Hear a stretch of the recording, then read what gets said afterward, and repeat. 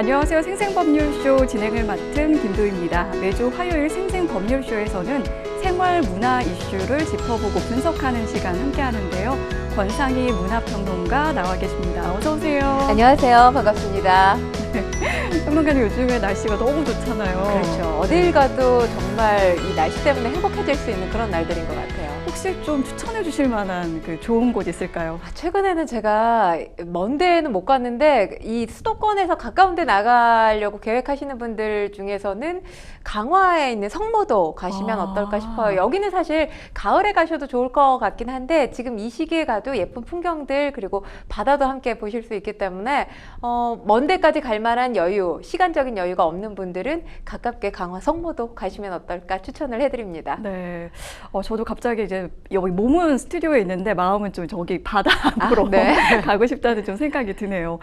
지금 이 방송은 유튜브를 통해서도 실시간으로 함께 방송되고 있습니다. 많은 시청 부탁드리겠고요. 유튜브를 통한 소통의 창구도 활짝 열어두겠습니다. 방송 중에 궁금하신 질문들 올려주시면 저희가 답도 해드리니까요. 많은 참여 바랍니다. 여러분은 지금 생생법률쇼와 함께하고 계십니다.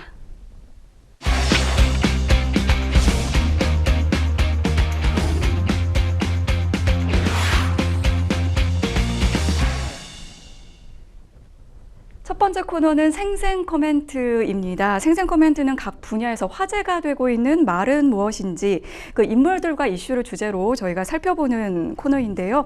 매주 화요일은 생활 문화 분야에서 나온 날렵한 코멘트 분석해 보고 있습니다.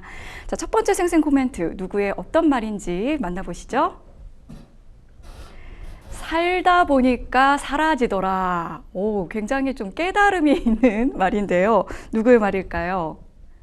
네, 두상을 보니까 좀 예측을 할 수 있었는데 개그맨 윤성호 씨가 요즘에 굉장히 좀 대세라고 할 수 있는데요. 힘든 시기를 극복하고 뉴진 스님이 되기까지 이 과정을 어떤 프로그램에서 밝혔다고 하더라고요. 네, 그렇습니다. 저 유재석 씨와 조세호 씨가 진행하는 토크 프로그램 케이블에 있죠. 네. 그 프로그램에 출연을 한 건데 이때 이제 뭐 본인이 지금 불교계 섭외 1순위잖아요. 네. 이렇게 되기까지의 이야기들을 펼쳐냈습니다.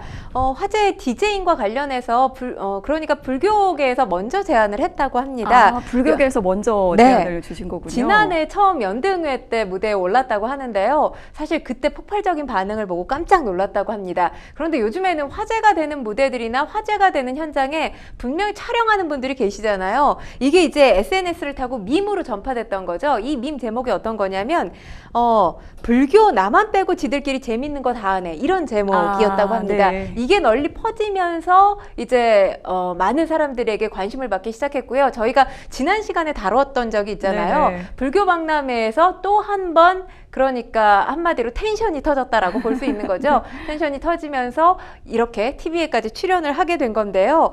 일단 뭐 연등회라는 행사의 이 전통이 1200년이나 됐다고 하잖아요. 네.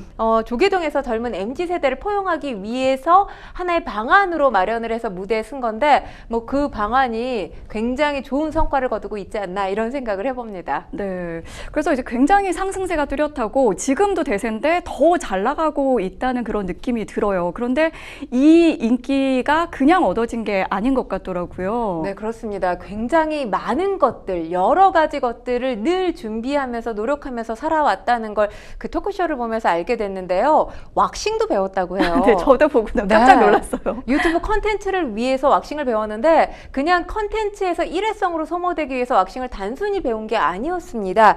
국가 자격증 따기 위해서 노력을 했고 실제 그런 대회에 나가서 대상을 받았다고 해요. 네. 그리고 윤성호 씨가 예전부터 그런 생각을 했다고 합니다. 10년 뒤에 한 3개의 나라의 언어를 이야기할 줄 아는 그런 멋진 아저씨가 되고 싶다. 이런 꿈을 꿨다고 하는데 그런 일환으로 중국어를 배우기 시작했는데 중국어를 한국에서 학원을 다니다가 안 되겠다, 중국에 직접 가서 배워야 되겠다. 그래서 3개월 정도를 예상하고 갔다고 합니다. 네. 그런데 정말 열공을 했던 것 같아요. 3개월이 2년으로 늘어났는데 그 2년 동안의 시간 동안 동안 어학원과 기숙사만 오가면서 공부를 했고 그와 관련해서 지금 뭐 시작한 노트를 보니까 10권이 넘더라고요. 와. 10몇 권 정도 되더라고요.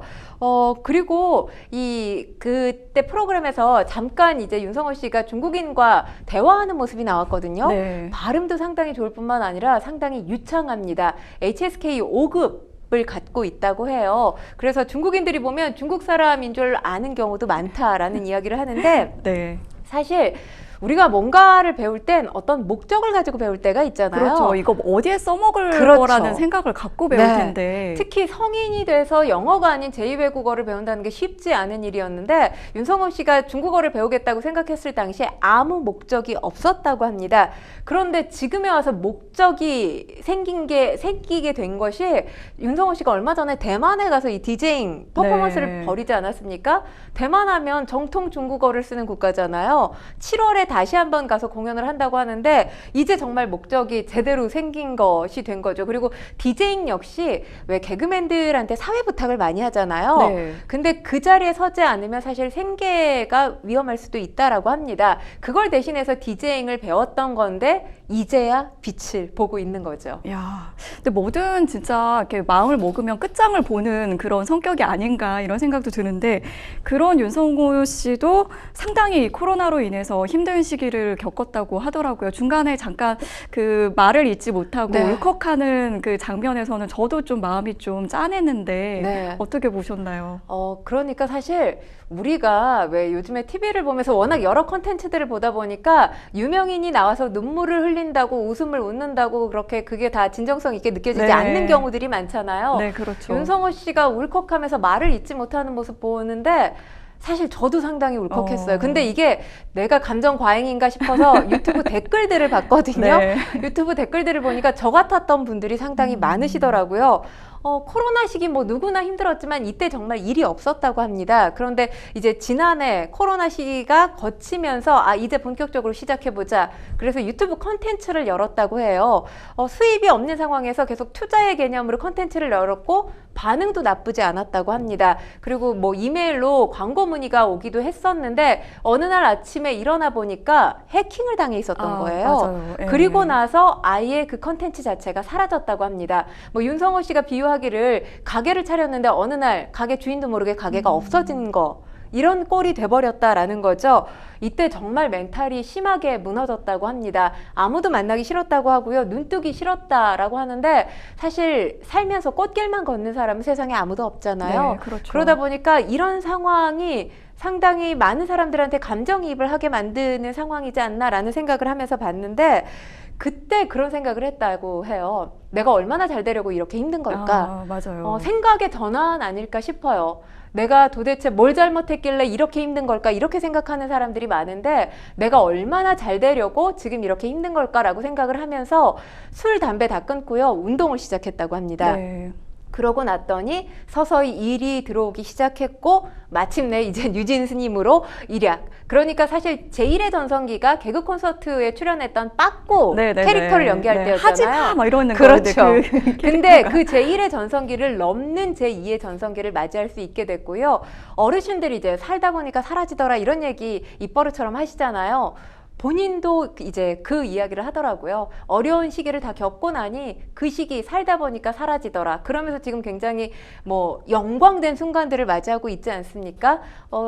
많은 이들에게 특히 힘든 상황인 분들에게는 윤성호 씨의 이 출연 모습 그리고 관련 내용들이 큰 응원의 목소리, 위로의 목소리가 되지 않았을까 싶습니다. 네, 저도 많이 좀 위로가 되고 또 용기가 생겼는데 윤성호 씨의 이 부캐 뉴진 스님이 요즘에 뭐 거의 섭외 1순위, 거의 0순위에 가깝죠. 그런데 굉장히 좀 특이하게 노조 행사에도 초청을 받았다고 하더라고요. 네, 그렇습니다. 삼성전자 노동조합 회사 행사에 이제 섭외를 받은 건데 네. 24일 오후 1시에 삼성전자 서초사옥에서 펼쳐진다고 해요.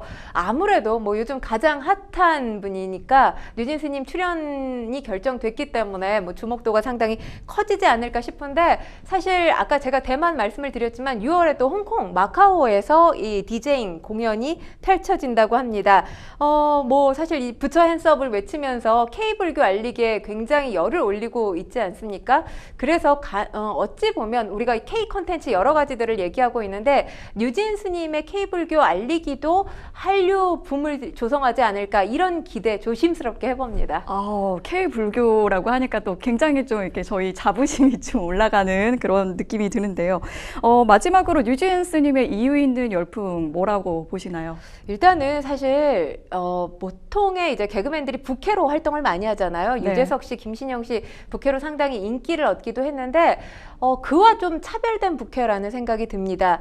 인위적으로 만든 캐릭터라기보다 물론 본인이 고민을 해서 또 전략을 세웠을 수도 있지만 만약에 윤성호 씨가 불자가 아닌데 스님 캐릭터로 뉴진 스님을 연기했다면 네. 과연 지금만큼 인기가 있었을까라는 생각이 들거든요. 일단 뭐 어머님을 따라서 어렸을 때 사찰에 자주 갔다고 하죠. 상당한 불자로 알려져 있습니다.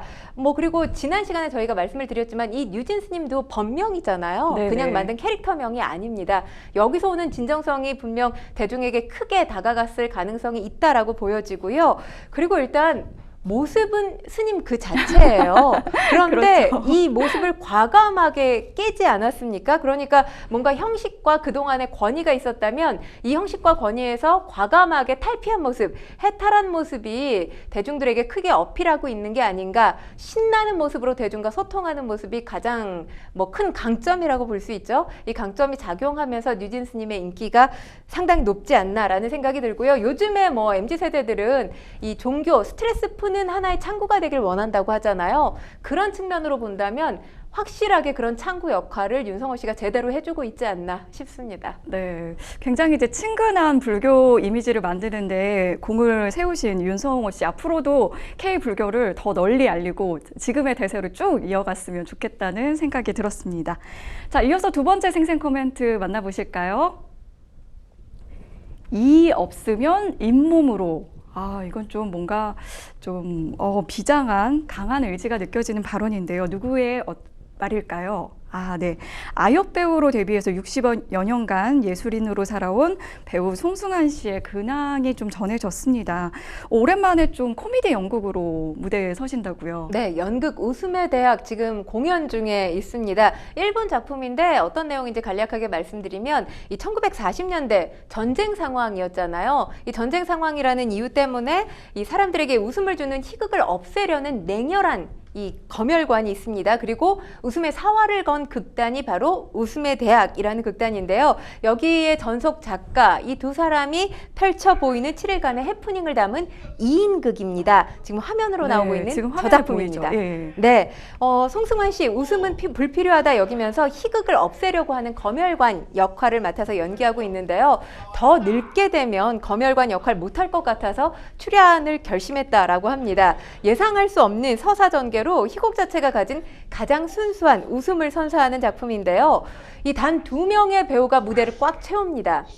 그러다 보니까 2인극의 특성상 퇴장이 거의 없어요. 우리가 흔히 말할 때 연극의 꽃을 모노로그 드라마라고 네. 생각하는 경우가 많거든요. 그런데 진짜 연극을 좋아하시는 분들이 꼽는 연극의 꽃은 2인극입니다. 두 사람이 주고받는 케미가 어떠냐에 따라서 이제 작품의 어떤 결정도가 높느냐 그렇지 않느냐가 결정되거든요.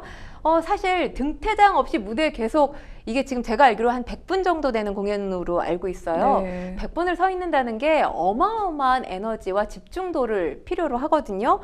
텐션을 길게 가져가야 되기 때문에 상당히 힘든데 그럼에도 불구하고 드라마나 영화에서는 맛볼 수 없는 그런 묘미가 있다라고 생각한다는 게 이제 송승환 씨의 입장이에요.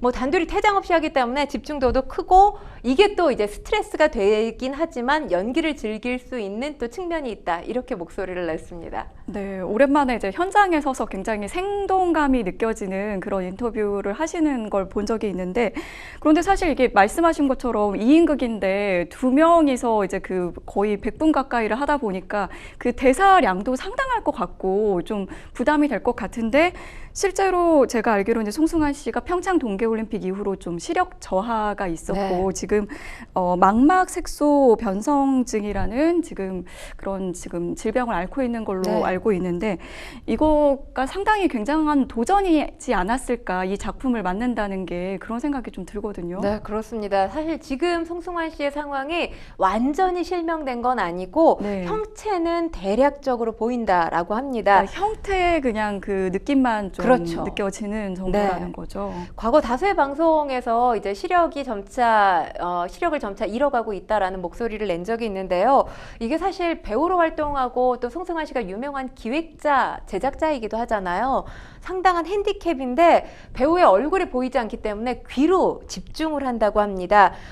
사실 지금 보이지 않고 있는 이미지를 얘기를 했는데 방 안에 안개가 가득히 끼어 있는 것 같은 그런 느낌이라고 해요. 네. 그래서 귀가 굉장히 예민해져야 된다고 합니다. 상대방, 그러니까 배우와 교감하기 위해서 시력 대신에 청력에 의존한다, 이런 목소리를 냈어요. 그리고 아까도 이제 변호사님 말씀하셨지만 저도 사실 대본 암기를 과연 어떻게 그러니까요. 하지? 대본 암기가 정말 네. 상당할 것 같은데 분량이. 왜냐하면 연기라는 게 내 배역의 대사만 외워서 될 게 아니라 상대방 연기에 또 리액션을 보여주려면 모든 대사를 알고 네. 있어야 되거든요. 그러면 이 100분의 출연하는 100분 시간 동안에 모든 대사를 다 알고 있어야 된다는 의미인데 들으면서 암기를 한다고 합니다. 근데 들으면서 암기하다 보니까 텍스트를 통해서 암기하는 것보다 훨씬 더 암기가 빨리 된다고 해요. 리허설 때 이제 소품이 있는 위치까지 꼼꼼하게 확인을 한다고 하는데 그래도 이제 문제가 남는 게 상대방의 표정이잖아요. 네. 표정에 따라 또 리액션도 바뀌는데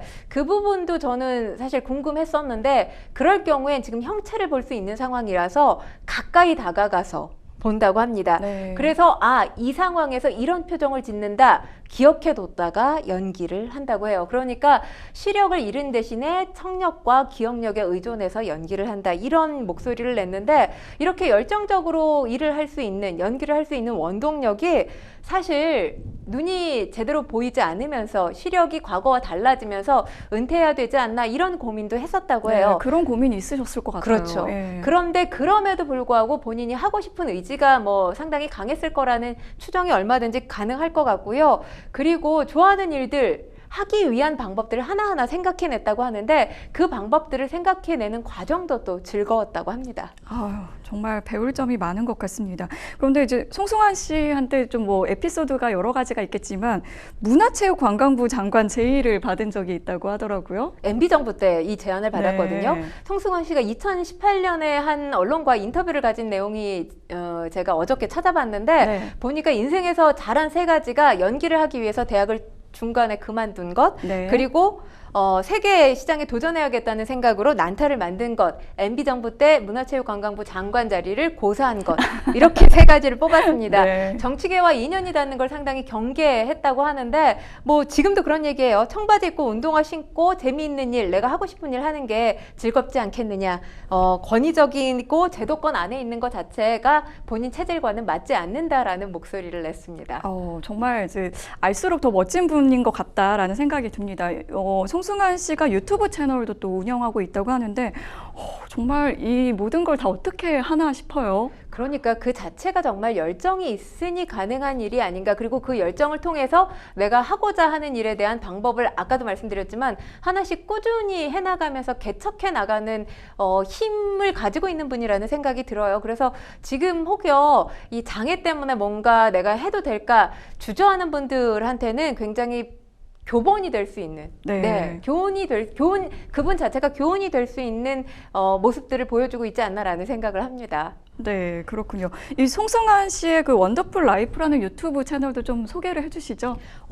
구독자가 상당히 많아요. 26만인데 코로나19 사태에 사실 할 수 있었던 것들이 많이 없었잖아요. 네. 이 시기에 이제 원로 배우 가수들을 초대해서 이야기를 진행하는 토크 프로그램 형식을 가지고 있는데 사실 어렸을 때 이 송승환 씨가 아역 배우로 출발을 해서 생활을 하신 거잖아요. 네. 이렇게 어려서부터 활동했던 배우들이나 가수들과 관련돼 있는 어떤 영상 아카이브가 많지 않은 것 같아서 이렇게 알려지지 않은 이야기들 영상에 좀 버무려내고 싶은 생각에서 만들었다고 하고요. 현재까지 잘 운영하고 있습니다. 네, 응원의 의미에서 또 한번 구독해 주시고 또 찾아가 보시면 좋을 것 같다라는 생각이 듭니다. 정말 오늘 많이 배우는 것 같은데요. 송승환 씨의 이런 열정 어디에서 정말 나올까요?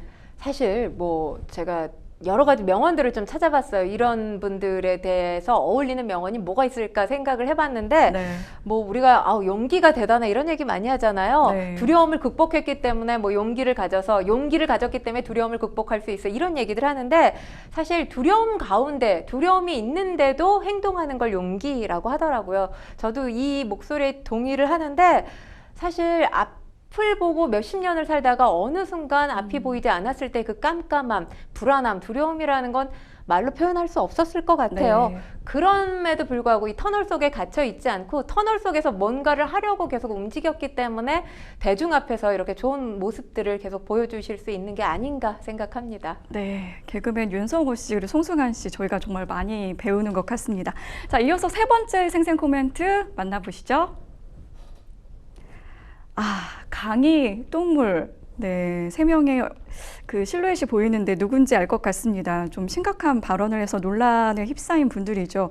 유튜브 구독자 300만 명을 보유한 개그 채널 피식대학인데요.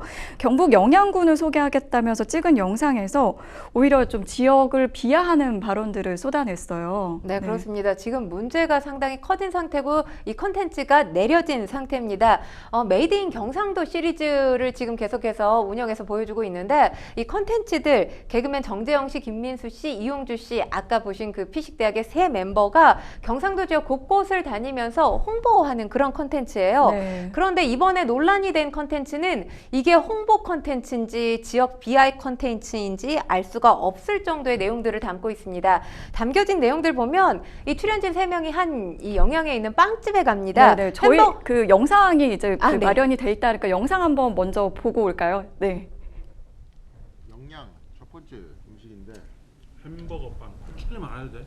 서울 집에서 만들어 먹을 수도 있어. 네, 지금 햄버거 빵을 먹으면서 계속 밑에 자막이 나오죠. 네. 햄버거 빵 맛있다라는 표현을 하지 않습니다. 햄버거 브랜드 엘사가 없기 때문에 이걸로 대신 먹는다 이런 취지의 목소리를 내고 있어요. 네. 그러면서 못 먹으니까 막 이래 해가지고 먹는 거 아니냐, 뭐 경상도 사투리로 이렇게 이야기를 하고 있습니다. 살을 뜯는 거. 그리고 백반식당에 들려요. 백반식당에 들러서는 메뉴가 특색이 없다. 매일 이것만 먹으니까 아까 그 햄버거가 꿀맛일 거야. 그리고 지금 저곳에 가서는 아니 형님 이게 좋나? 그러지 마! 형님 이게 좋나? 아니 왜? 왜 이래? 아니 위에서 되게 깨끗한 말이야. 햄버거도 아까 알고 저희가 보니. 말말말에서 대표 말이라고 나왔죠. 강이 똥물 같다 이런 말도 합니다. 마트에서 산 블루베리 젤리를 가리켜서는 할머니 맛, 할머니 살을 뜯는 것 같다. 이런 표현은 도대체 어떤 생각에서 나온 표현인지 모르겠어요. 저도 할머니 살을 뜯는 것 같다는 말은 정말 처음 들어보는 말이어서 이게 네. 참 어떻게 이런 발상을 할 수 있지 싶기도 하고요. 사실 논란이 됐을 때 제가 저 컨텐츠를 봤는데 만약에 영양군민들이 이 컨텐츠를 보셨으면 얼마나 속상하고 기분이 나쁠까라는 생각을 할 정도였습니다. 시청자들도 보는 내내 불편했다 이런 댓글들이 줄을 이뤘습니다. 네, 사실 이제 영양 군수도 이제 나와서 인터뷰를 많이 하고 있고 또 해당 이제 식당의 그 업주분들도 굉장히 좀 그 난처하고 좀 굉장히 그런 마음을 좀 표현을 하시는 것 같더라고요. 네, 그렇습니다. 이 한 종편 채널과 이 백반집 사장님이 인터뷰를 했는데 사실 이미 점심시간이 끝나서 손님을 안 받으려고 했다고 해요. 그런데 유명 유튜버라고 하니까 본인들이 이제 조금 촬영을 해달라 이렇게 협조를 했겠죠. 협조를 구했겠죠. 오히려 이제 협조를 해준 게 지금 네. 이렇게 돌아올 줄은 몰랐다. 그래서 이에 대해서 후회한다라는 취지의 목소리를 냈습니다. 그리고 지금 이 오도창 영양군수가 관련해서 또 이 매우 부적절했고 매우 아쉽다 이렇게 입장을 밝히기도 했는데요. 여기도 사람 사는 곳인데 이번에 영양이 갑자기 사회적 이슈의 한복판에 섰다라고 하면서 본인 이 지역, 영양이라는 지역 자체가 지역은 작지만 잘 보존된 이 숨겨진 보물 같은 곳인데 만약 지금 이 세 명이 표현한 건 현대 문명에서 뭔가 동떨어진 곳인 것처럼 이렇게 네. 표현을 했다는 거죠. 아무리 코미디 컨텐츠라고 하더라도 부정적 이미지로 군민의 자존심을 건드리고 또 지역 비하를 하고 조롱을 했다라면서 이런 소재로 방송 컨텐츠를 만든 것 굉장히 부적절하다 이런 목소리를 냈습니다. 네, 구독자 수가 300만 명이 넘는 굉장히 어떻게 보면 이제 유튜브 상에서 좀 영향력이 있는 채널이라고 볼 수 있는데 사과가 곧바로 이어진 것 같진 않아요. 보니까 한 6일 만에 사과문을 게재를 했다고 하는데 좀 늦었 쉽지 않았나, 늦지 않았나 싶어요. 사실 네. 비판 보도가 계속 나왔었고요. 네. 그리고 피식대학을 구독하는 사람들이 이 영상 내리고 사과해야 된다 이런 목소리를 댓글로 꾸준히 냈습니다. 그런데 일주일 가까이 침묵을 지켜오다가 거의 뭐 6일 만에 지금 사과를 했어요. 그 이전에 어떤 모습을 또 보였냐면 피식대학 멤버들이 가수 정영화 씨하고 밀면집에서 밀면 먹는 모습, 네. 그걸 SNS에 올리기도 했습니다. 그러니까 거센 비난 속에서도 사과 한마디 표명을 하지 않았던 것이 굉장히 더 큰 비난으로 지금 자초된 측면이 있는데요. 일단 지금 신속한 사과가 중요한 걸 알았는데 신속하게 사과하지 못한 이유에 대해서 설명을 하고 있습니다. 1번 일과 관련된 당사자분들, 그러니까 아까 빵집 네. 관계자분들 그리고 백반집 사장님이겠죠. 네. 진정성 있는 사과를 드리는 게 먼저라고 생각했다고 합니다. 그래서 직접 3명이 찾아가서 사과를 했다고 해요. 그리고 네. 이 두 분께서 받아들였다고 합니다. 근데 중요한 게 이렇게 직접 찾아간다 해도 서울에서 아무리 경북 영양이 먼 곳이다 하더라도 이게 지금 일주일 가까이 걸릴 일인가요? 네. 이 부분에서도 저는 의구심이 듭니다. 그러다 보니까 사실 이들의 늦은 사과, 이 늦은 사과 이후에 컨텐츠를 내리기는 했지만 누리꾼들의 비판이 계속되고 있거든요. 지금 지역 이미지, 자영업자 생계 망쳐놓고 뒤늦게 사과하면 끝이냐, 여론이 잠잠해지길 기다렸다가 구독자 줄어드니까 사과하는 것 같다, 이런 비난의 목소리가 계속되고 있는데 지난 10일 구독자가 318만 명이었어요. 네. 그런데 어제 기준으로 305만 명, 그러니까 13만 명의 구독자가 줄어들었습니다. 어찌 보면 지금 의심할 수 있는 것이 구독자가 줄어들었기 때문에 사과를 미루다가 이제야 한 거 아니냐. 마지못해서 네, 한 것이 아니냐. 그런 뭐 의혹도 네. 본인 스스로가 자초한 것이 아닌가라는 생각이 듭니다. 네, 사실 뭐 논란이 이번에만 있었던 게 아니라고 하더라고요. 뭐 좀 약간 자극적이거나 선정적인 썸네일도 좀 논란이 있었다고요. 네, 그렇습니다. 가수 장원영 씨가 이제 피식쇼에 출연했고 이와 관련된 썸네일이 문제가 됐던 건데요. 피식쇼 로고가 이 장원영 씨 머리 뒤로 배치돼서 일부 글자가 지워지면서, 그러니까 일부 글자가 가려진 거죠. 그러면서 뭔가 욕설 같은 느낌을 줍니다. 네. 그리고 지금 쇼라는 단어도 가운데가 가려져서 쉬로 읽을 수 있게 그렇게 보여졌는데요. 이게 이제 성희롱이라면서 다수의 네티즌들이 문제를 제기한 겁니다. 일단 지금 피식대학 기존 썸네일 게스트를 돋보이게 하려는 의도 외에 다른 의도는 없었다라고 하면서 출연자 보호를 위해서 썸네일을 교체했다고는 하지만 또 네티즌들 이렇게 목소리를 내고 있어요. 의도가 어찌 됐건 간에 그렇게 해석할 여지를 준 썸네일이기 때문에 이와 관련해서도 사과를 하고 교체하는 게 맞지 않냐, 이런 목소리가 나오고 있습니다. 네, 그렇군요. 이게 사실 그 유머라는 게 듣는 사람도 사실 즐거워야 되는데 굉장히 그 웃음거리로 만들고 좀 전락시키는 것에 사람들이 많이 좀 공분을 했던 것 같습니다. 이 유튜브 채널에 대해서는 사실 뭐 제재를 따로 할 수 없는 만큼 그들 스스로 좀 이런 걸 좀 자정작용이라고 할까요? 좀 지켜야 하지 않을까, 그런 생각도 좀 드는데요. 사실 그동안 피식대학이 내놓는 컨텐츠마다 상당히 인기가 있었던 게 무해하고 네. 편안한 웃음을 줬기 때문이거든요. 네. 그런 이유 때문에 지난해 백상예술대상 역사상 최초로 이 TV 부문 예능 작품상을 유튜브 컨텐츠인 피식쇼가 차지하지 않았습니까? 네. 이번 실수가 본인들 영향력을 다시 한번 깨닫는 과제를 줬다라는 생각이 듭니다. 아무리 제재가 없고 규제가 없는 이 유튜브 컨텐츠라고 하더라도 무엇이든 용납될 수 있다, 이런 생각은 상당히 오만한 생각이라는 것 다시 한번 가졌으면 좋겠습니다. 네. 유튜브 채널에 대한 영향력 다시 한번 좀 깨닫는 계기가 되셨으면 좋겠다는 생각이 듭니다. 지금까지 생생 코멘트 만나봤고요. 저희는 잠시 후에 뉴스픽스로 돌아오겠습니다. 여러분은 지금 생생 법률쇼와 함께하고 계십니다.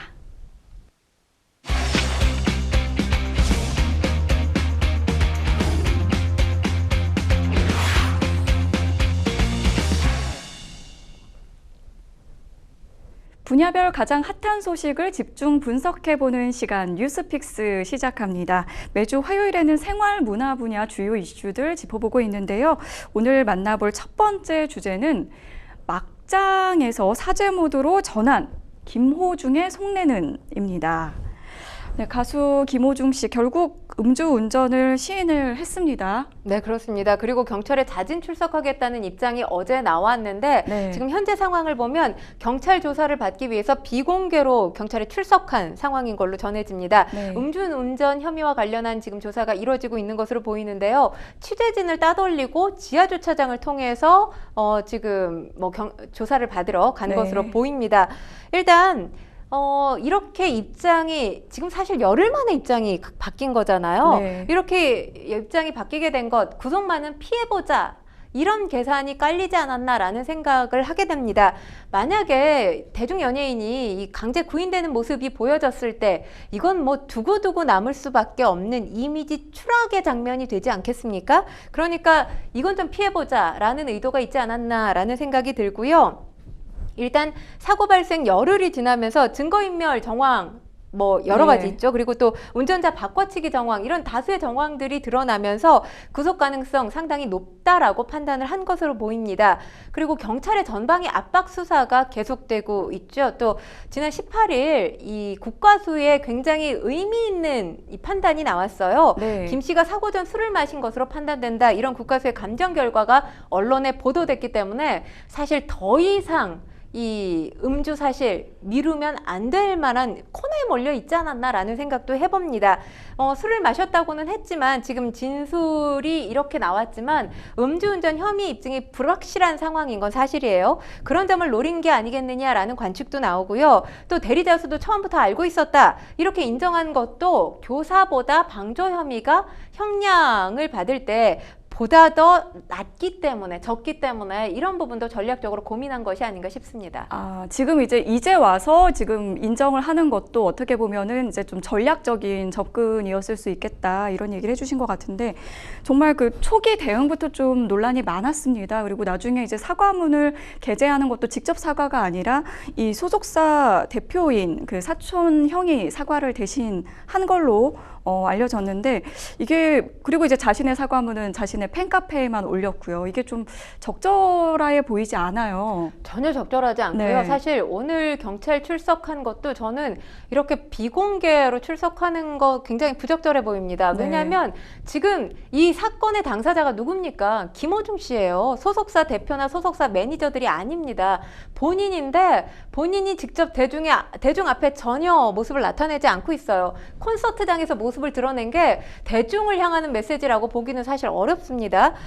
일단 팬클럽에 직접 적은 입장문 지금은 삭제가 됐어요. 보면 팬클럽 식구들 자존심에 큰 상처를 줘서 미안하다라고 하면서 술을 한 잔이라도 마시면 운전을 하면 안 된다는 걸 안다. 이렇게 적었습니다. 그러면서 모든 결과가 나오면 이곳 집으로 돌아오겠다거나 식구들의 꿈을 저버리지 않겠다. 그러니까 지금 자숙의 과정을 거쳐야 되는데 자숙의 과정 없이 복귀 의지부터 내비친 것도 상당히 전 부적절하다는 생각이 듭니다. 일단 우리가 사과가 진정성이 있다. 이 사과를 한 것에 대한 진정성 여부를 이야기를 할 때 네 가지를 얘기하죠. 뭐가 미안했는지 내용이 구체적이어야 되고 사과의 타이밍이 어떠느냐. 시기도 필요하고. 그렇죠. 지금 이미 사과 타임은 한참 지났습니다. 그리고 이 사과의 진정성이 있어야 되고 앞으로의 다짐과 약속이 있어야 되는데 사과의 진정성에도 충분 조건이 있습니다. 잘못된 행동에 대해서 책임 인정하는 모습 그리고 피해를 준 책임 져야 되죠. 변화된 행동으로 이어지도록 하는 건데 지금 보면 뭐 김호중 씨 관련된 기사들이 실시간으로 쏟아지고 있지 않습니까? 계속해서 쏟아지고 있죠. 지난 9일에 사고가 났고 이 사건이 발생을 했지만 피해자 택시기사분이잖아요. 전치 2주 지금 상해를 입은 걸로 알고 있는데 피해자를 찾아가서 사과했다는 것, 뭐 김호중 씨가 직접 찾아갔다든지 소속사의 관계자들이 찾아갔다든지 관련 기사가 전혀 없는 상황이에요. 이런 상황에서 직접 피해를 입은 사람한테도 찾아가지 않는데 이런 사과의 형태, 이건 뭐 사과의 형태가 아니라 사과의 행태라고 얘기를 할 수 있겠죠. 네, 그렇군요. 그리고 이제 또 많은 분들이 좀 이제 좀 분노하거나 좀 그래서는 안 된다라고 생각하는 게 이 그 공연을 이제 강행을 한 부분입니다. 이게 9일 날 사고가 발생을 했는데 11일과 12일 날에 경기도 고양에서 그리고 18일과 19일 경남 창원에서 콘서트를 강행을 했습니다. 네. 네. 일단 사실 과거에 우리가 그 무리를 일으킨 연예인들의 모습을 보면 일단 모든 행동, 그러니까 모든 활동들을 다 접잖아요. 네네. 근데 이 활동들을 접는다는 건 경제적인 손실을 감수하겠다라는 거예요. 경제적인 손실을 감수하고서라도 반성하는 모습을 대중에게 보이겠다라는 거거든요. 네. 그런데 지금 그런 모습과 전혀 배치되는 상황을 연출하고 있는 연예인은 전 지금 거의 처음이지 않나. 네. 굉장히 이게 이례적인데 이런 선례가 앞으로 혹여라도 누군가 유명인들이 뭔가 사회적 무리를 일으켰을 때 아, 나도 저렇게 해도 되지 않나? 김호중 씨도 그랬는데 이렇게 생각할까 사실 우려가 되기도 하고요. 이렇게 공연을 강행한 이유는 뭐겠습니까? 돈 때문이겠죠. 왜냐하면 그러니까 고양시의 공연 그리고 네. 창원의 공연은 거의 뭐 좌석 점유율이 80% 정도 이상이었다고 합니다. 네. 그때 공연 티켓 매출만 이 두 공연을 합쳐서 38억 가까이 될 거다 이런 추정이 나오고 있거든요. 이런 네. 상황에서 공연 강행을 안 하면 이제 위약금의 문제도 있겠죠. 그런 문제들이 있다 보니까 돈 때문에 지금 출연을 강행하고 있는 것 같아 보이고요. 그러다 보니 비난 여론은 더욱더 거세질 수밖에 없습니다. 네, 그렇군요. 이게 이제 보통은 진짜 그 사회적으로 무리를 일으켰다고 하면은 후속 일정을 다 취소하는 그런 기사들이 나왔는데 상당히 좀 이례적으로 공연을 강행을 했습니다. 그래서 이제 팬들 중에서도 물론 이제 그 좀 뭐 좋아하시는 분들도 계시겠지만 이번 일에 좀 실망해서 이 티켓을 좀 환불하고 싶어 하시는 분들도 꽤 있으셨던 것 같아요. 사실 창원 공연까지는 환불을 하고 싶어도 환불하기가 쉽지 않았던 게 환불 수수료 때문이었다고 합니다. 네. 환불을 할 경우에 거의 수수료만 10만 원 가까이 됐다고 해요. 그러다 보니까 울며 겨자 먹기로 공연을 갈 수밖에 없는 상황에 놓인 팬들도 있었다고 합니다. 그러다 보니까 사실 공연이 다 끝나고 지금 음주 사실을 인정한 거잖아요. 팬들 기만한 거 아니냐, 이것 또한 사기 아니냐 이렇게 목소리를 내고 있는 또 강경하게 비판하고 있는 팬들도 있습니다. 일단 지금 비판 여론이 지금 상당히 커지면서 가수 김호중 씨가 출연하는 앞으로의 공연들도 있지 않습니까? 수수료 없이 취소할 수 있도록 조치를 취했습니다. 23일, 24일 출연하는 공연 같은 경우는 공연 예매처가 환불 수수료 전액 면제하겠다고 공지를 했고요. 또 이미 예매를 취소한 관객 수수료 전액을 돌려주기로 결정을 했습니다.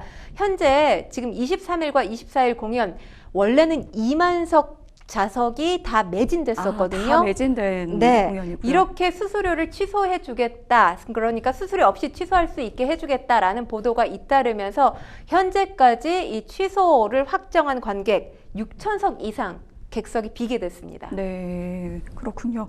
이게 정말 환불 때문에 이제 울며 겨자 먹기로 그 30%라는 수수료 때문에 어쩔 수 없이 이제 취소를 못했던 분들도 있었을 거라는 생각이 듭니다. 지금 말씀하신 것처럼 또 이제 그 23일에서 한 25일 지금 서울 송파구 올림픽공원 특설 무대에서 또 이제 후속으로 공연을 또 할 예정인데 이것도 이제 역시 이제 공연을 강행하는 게 이제 위약금 때문이지 않을까 네. 그런 이야기가 나오는 것 같아요. 사실 지금 돈 때문 아니냐 이런 목소리가 계속 나오니까 김호중 씨가 개런티 없이 출연할 거다 이렇게 목소리를 내고 있습니다. 본인은 돈을 받지 않겠다고 하지만 사실 이것도 돈 때문이라고 해석할 수 있는 게 본인이 개런티를 안 받는 걸로 해결될 수 있는 문제가 아니잖아요. 공연이 취소될 경우엔 지금 소속사 측에서는 위약금도 없다고 강조를 하는데 세상에 어떤 계약서에도 전 위약금 관련 조항이 없는 계약서를 본 적이 없거든요. 네. 이렇게 큰 공연 게다가 해외에서 연주자들까지 옵니다. 그런 공연에 위약금 관련 조항이 없다? 납득이 안 됩니다. 그리고 지금 공연 강행하겠다라는 의지를 계속해서 피력하고 있는데 이것도 좀 살펴볼 게 이번에 공연 출연 예정인 KBS 교향악단 단원들이 있습니다. 그런데 김호중 씨가 출연하는 무대에 출연하지 않겠다 불참을 결정했거든요.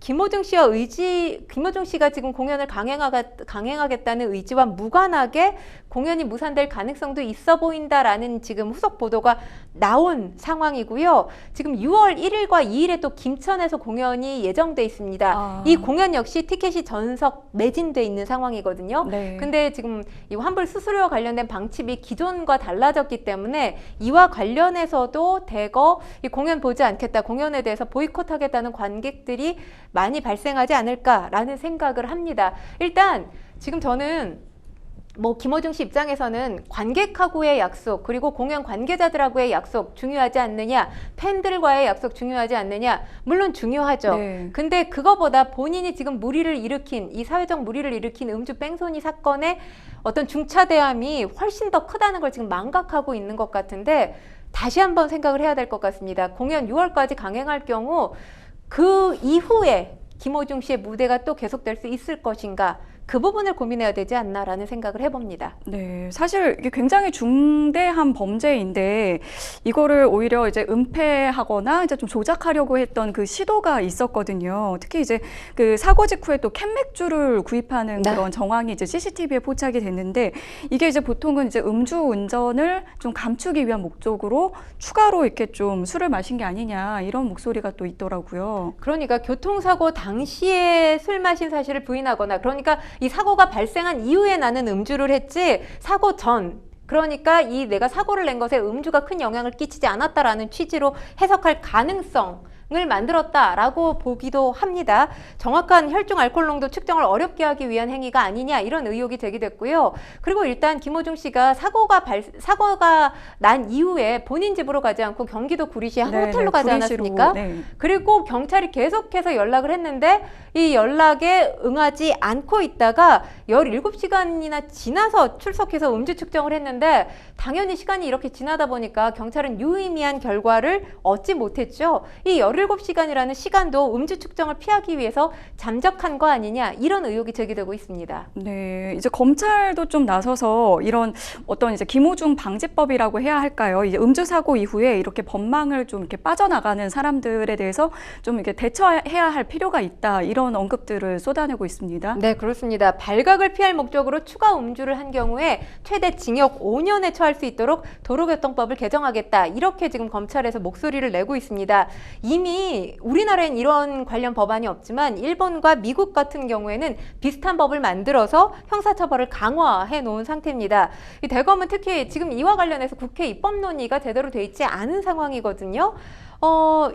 이 상황에서 2020년에 음주 상태로 화물차를 몰다가 사고를 낸 운전자 현장을 이탈하고 소주 한 병을 마셨는데 무죄 확정 판결을 받았던 일도 있었습니다. 네, 무죄가 나왔던 사건이 있었다고 네. 하더라고요. 그래서 이제 더 이러한 게 이제 좀 어떤 수법으로 좀 알려진 게 아니냐라는 얘기 나왔고 또 이례적으로 이원석 검찰총장이 김호중에 대해서 운전자 바꿔치기, 허위 진술 교사 종용 이런 것들은 이제 사법 방해 행위다. 그래서 약간 강력하게 이런 것들을 좀 구속 사유 판단에 적극적으로 좀 고려를 해라 이렇게 좀 지시를 하기도 했습니다. 네, 그렇습니다. 이 수사 단계부터 경찰과 협력해서 사법방해에 대한 처벌 규정 적극적으로 적용하고 구속사유 판단에 반영하겠다 이런 목소리를 낸 건데요. 공판 단계에서 이 양형의 가중 요소를 구형에 반영하고 판결이 이에 미치지 못할 경우에 상소 등으로 적극적으로 대응하라고 지시하기도 했습니다.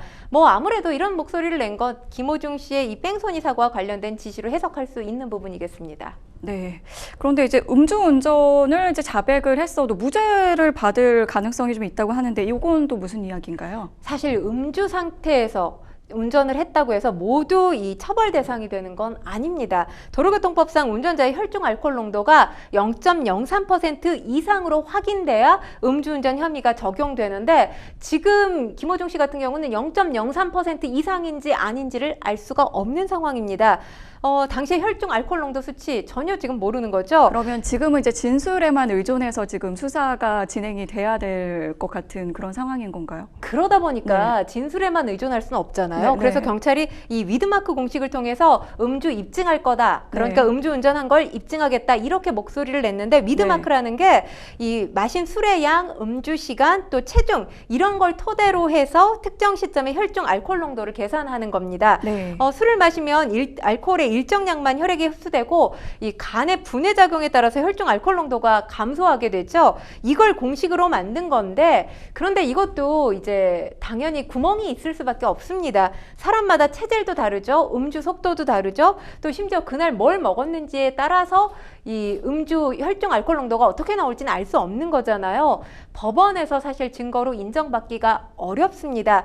그러니까 지금 이렇게 자백이 나왔음에도 불구하고 법원에서는 무죄 판결 가능성 배제할 수 없다는 거죠. 수사당국이 일단 김호중 씨가 혈중 알코올 농도 0.03% 이상이었다. 이걸 입증해야 되는데 이게 상당히 까다로울 것으로 보입니다. 다른 증거가 없으면 우리 헌법 사실 자백만으로 처벌할 수 없도록 돼 있잖아요. 네. 그렇기 때문에 사실 김호중 씨가 음주했다라고는 목소리를 냈지만 이것이 정말 음주 혐의와 관련된 혐의가 적용되고 처벌로까지 이어질지는 좀 지켜봐야 될 것 같습니다. 네, 김호중 씨뿐만 아니라 이제 그 블랙박스를 좀 이제 그 없애려고 했던 분, 그리고 또 이제 운전자 바꿔치기 했던 매니저라든지 대표 관계자들한테 출국 금지가 내려졌습니다. 앞으로 후폭풍이 좀 예상이 되는데 어떻게 진행될 것으로 보이시나요? 사실 김호중 씨 팬클럽 회원이 15만 명이 넘어요. 그러니까 네. 임영웅 씨 다음으로 가장 큰 팬덤을 가지고 있습니다. 근데 이 팬덤이라는 게 김호중 씨가 단지 노래를 잘하기 때문에 노래에 매료돼서라기보다 김호중 씨의 어떤 인생 히스토리를 많은 사람들이 알고 있잖아요. 네. 어렸을 때 불우한 과거가 있었죠. 이걸 이제 좋은 선생님을 만나서 극복하면서 가수로 이렇게 인기를 얻게 된 건데 이런 스토리들이 또 영화 파바로티 한석규 씨 또 이재훈 씨가 주연을 맡으면서 이 영화로 공개됐기도 하지 않았습니까? 이런 서사에 가창력까지 더해지면서 지금의 인기를 누릴 수 있었던 건데 사실 이 팬들이 보낸 성원, 뭐 여기에 지금 배신감을 느끼는 팬들이 하나둘이 아닐 겁니다. 왜냐하면 가수가 어떤 인기를 얻는 데는 팬들과 진정성이 교류돼야만 인기를 얻을 수가 있는데 이런 서사에 본인 스스로 위기를 자초하면서 금이 간 상황이거든요. 뭐 어쨌든 법원에서 해결해야 될 문제, 경찰이나 검찰에서 조사 단계는 지켜봐야겠지만 무대로 다시 돌아오겠다는 본인의 아까 이 팬클럽 팬카페에 남겨놓은 글 현실이 되기는 어렵지 않을까 생각합니다. 네. 저희는 이제 시간 관계상 바로 뉴스픽스 마지막 주제로 넘어가 보도록 하겠습니다. 뉴스픽스 마지막 주제는 뉴욕 브로드웨이 뒤흔들었다 K-뮤지컬 개츠비입니다. 위대한 개츠비가 좀 한국인이 이제 제작을 진두지휘한 뮤지컬로 지금 그 미국에 지금 무대에 섰다고 들었어요. 네, 그렇습니다. 이 위대한 개츠비 하면 미국 고등학교 학생들이 학교에서 배울 정도로 많은 사람들에게 사랑받고 알려져 있는 작품인데요. 우리나라 이 뮤지컬계 베테랑 프로듀서라고 할 수 있죠. 신춘수 대표가 단독으로 리드 프로듀서로 기획, 제작, 그러니까 총괄 모든 것들을 진두지휘하는 그런 작품입니다. 뭐 브로드웨이 역사 100년 만의 역사 동안에 한 번도 한국인 프로듀서가 진출을 했던 적이 없는데 이번이 최초의 일입니다. 그러다 보니까 국내는 물론이고 해외에서도 화제가 되고 있습니다. 이게 가장 지금 주목을 받고 있는 게 연극과 뮤지컬의 아카데미상으로 불리는 토니상 의상 부문 후보에 올랐다고 하기 때문이거든요. 지금 이제 6월에 이제 수상을 할 것인지 여기에 또 이제 관심이 쏠리고 있습니다. 네, 시상식이 6월 중순 미국 뉴욕에서 열리는데 2014년 뮤지컬 신사들을 위한 사랑과 살인 설명법으로 토니상 의상상을 받았던 이 한인 디자이너 린다 조가 의상을 담당했습니다.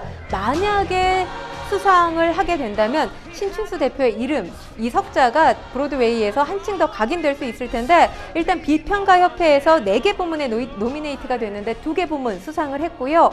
또 무엇보다 이 뜻깊은 건 관객들이 투표하고 있는 시상식이 있는데 거기에서 지금 11개 부문 노미네이트가 됐다고 합니다. 와. 가장 많은 지지를 받고 있기 때문에 그 역시 결과를 기대하고 있는 중입니다. 이게 그 브로드웨이 개막 초반부터 굉장히 흥행몰이 조짐을 보였다고 하는데 그 미국의 관객 평점 사이트에서 그러니까 쇼스코어라는 곳에서 평균 이상인 89%의 긍정 평가를 얻었다고 하더라고요. 네, 그렇습니다. 지난해 10월에 이 뉴저지 극장에서 3주 동안 시범 공연이 열렸었는데 이때 이 공연 극장의 규모가 꽤 커요. 1200석, 전석, 전회차 매진됐습니다.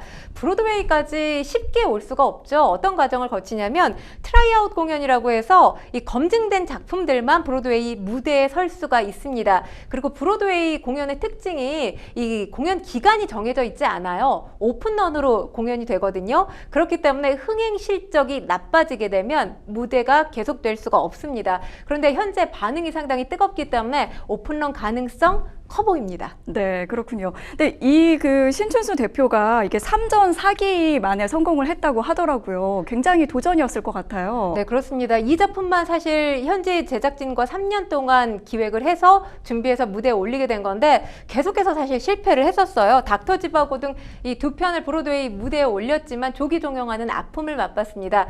그럼에도 불구하고 K-뮤지컬 세상에 알리기 위해서, 세계 속에 알리기 위해서 이 도전 끊임없이 계속 했고요. 그 결과가 이번 위대한 개츠비로 나타나게 된 겁니다. 네, 저도 보고 싶은데 한국에는 언제쯤 올까요? 신춘수 대표가 얼마 전에 한 방송사와 이 언론 인터뷰를 가졌는데 지금 보니까 빠르면 내년 아니면 2026년 계획을 하고 있다고 합니다. 원래 우리나라에서부터 시작하려고 했는데 사실 우리나라에부터 시작을 하면 미국의 작품이지만 한국적으로 각색할 수밖에 없잖아요. 그래서 해외에서, 미국에서, 본토에서 먼저 시작하면 브로드웨이에서 통한 건 어느 무대에서나 통할 수 있기 때문에 미국에서 첫 시작을 했다고 합니다. 네, 오늘 다양한 이야기 나눴는데 K불교, K난타, K뮤지컬까지 정말 그 한국 문화가 전 세계로 뻗어나가고 있구나. 자부심이 굉장히 커지는 시간이 아니었나 싶습니다. 오늘 함께해 주신 권상희 평론가님 감사합니다. 고맙습니다. 네, 저희가 준비한 소식은 여기까지입니다. 시청해 주신 여러분 고맙습니다.